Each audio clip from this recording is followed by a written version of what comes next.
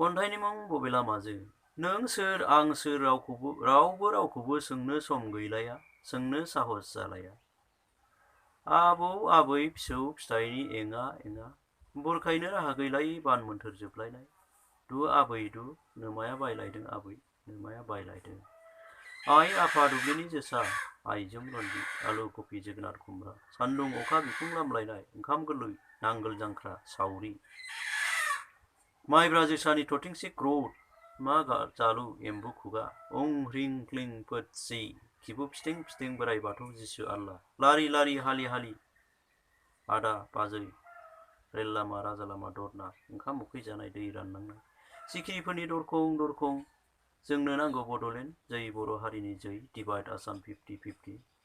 Sujit Somla Helena गायदे गोजा थैनि आबिर आदै मादै दाउ अमा फाथो बेसर 30-40 50 रांजों बियार हुइस्कि ब्रान्डि गांग्रां खग्लुब खामफ्लाय सिथाब होलायनाय गन्थं बुगा बुगा